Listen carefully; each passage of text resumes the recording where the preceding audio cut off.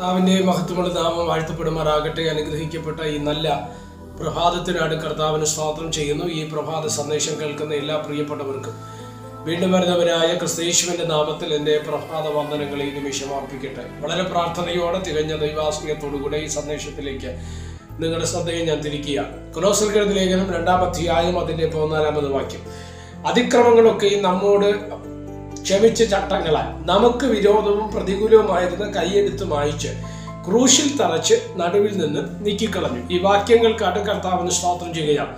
കൊലോസ്യ ലേഖനം എന്ന് പറയുന്നത് കൊലോസ്യ സഭയെ സ്വാധീനിച്ച വിവിധങ്ങളായ ദുരുപദേശങ്ങളുണ്ടായിരുന്നു. നോസ്റ്റിസിസം, ദൂതാത്മവാദം, ഇങ്ങനെ തുടങ്ങിയ പല വിധങ്ങളായ ദുരുപദേശങ്ങൾ സ്വാധീനിക്കപ്പെട്ട ഒരു സഭയാണ് കൊലോസ്യ സഭ. അതുകൊണ്ട് യേശുക്രിസ്തുവിന്റെ ദൈവത്വത്തെ വളരെ കൃത്യമായിട്ട് അപ്പോസ്തലനായ പൗലോസ് വെളിപ്പെടുത്തുകയാണ്. അതാണ് നമുക്ക് ഈ ലേഖനത്തിലൂടെ മനസ്സിലാക്കുവാൻ തക്കവണ്ണം കഴിയുന്നത്.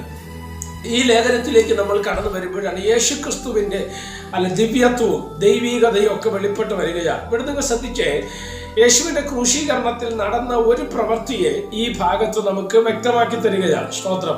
എന്തുമായിരുന്നു ഇവിടെ നടന്ന ഈ ഒരു പ്രവൃത്തി എന്ന് പറയുന്നത്?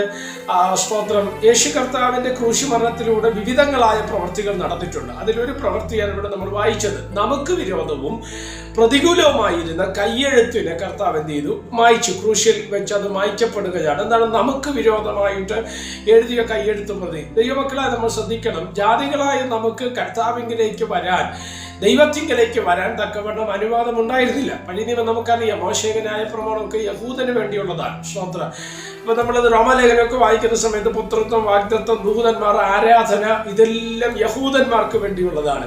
യേശുക്രിസ്തുവിന്റെ ക്രൂശിമരണത്തിലൂടെയാണ് അത് നമുക്ക് ജാതികളിലേക്ക് അത് മാറപ്പെടുവാൻ തക്കവണ്ണം ഇടവന്നത്. അതിന് ഒരു കാരണമായത് സ്വന്തത്തിലേക്ക് വന്ന് സ്വന്തമായവർ അവൻ എന്ത് ചെയ്തില്ല, കൈക്കൊണ്ടില്ല എന്ന് പറയുന്ന ആ വിഷയത്തിൽ നിന്നാണ് യഹൂദന്റെ രക്ഷ അവനിൽ നിന്ന് ജാതിയിലേക്ക് വഴിമാറുവാൻ തക്കവണ്ണം ഇടവന്നത്.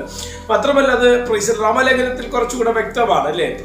അവിശ്വാസത്താൽ അവർ വീണുപോയി, വിശ്വാസത്താൽ നമ്മൾ നിൽക്കുന്നു. നമ്മൾ യേശുവിനെ വിശ്വസിച്ചപ്പോൾ അത് നമുക്ക് വിടുതലിന്റെ സൗഖ്യത്തിന് കാരണമായി. അതാണ് നമുക്ക് വിരോധമായി എഴുതി വെച്ച രേഖകളെ ക്രൂശിൽ വെച്ച് മാറ്റുവാൻ തക്കവണ്ണം ഇടവന്ന്. എന്നെ കേൾക്കുന്ന ദൈവമക്കളോട് ഞാൻ പറയാം, ഒരിക്കലും ദൈവത്തിന്റെ അടുക്കലേക്ക് അല്ലെങ്കിൽ ദൈവകൃപയിലേക്ക്, കൃപാസനത്തിലേക്ക്, യേശുവിന്റെ കൃപയിലേക്ക് വരുവാൻ അനുവാദമില്ലാതിരുന്ന അല്ലെങ്കിൽ നമുക്ക് വിരോധമായി എഴുതിയിരുന്ന രേഖകൾ മായപ്പെട്ട ഒരു സ്ഥലമാണ് ക്രൂശ് എന്ന് പറയുന്നത്.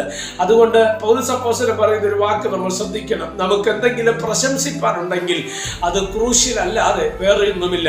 ഇന്ന് പ്രഭാതത്തിൽ നിങ്ങൾ ഈ സന്ദേശം കേൾക്കുമ്പോൾ ഓർക്കുക, 2024 വർഷത്തിന് പുറകിൽ കാൽവറിയുടെ മലമുകളിൽ നമുക്ക് വേണ്ടി പരമയാഗമായി തീർന്ന യേശു അന്ന് അവൻ അത് ചെയ്തത് കൊണ്ടാണ് എനിക്ക് നിങ്ങൾക്ക് പുത്രത്വം എന്നുള്ള അവകാശം വിശ്വാസത്തിലൂടെ ലഭ്യമാകുവാൻ തക്കവണ്ണം ഇടയാകുന്നത്.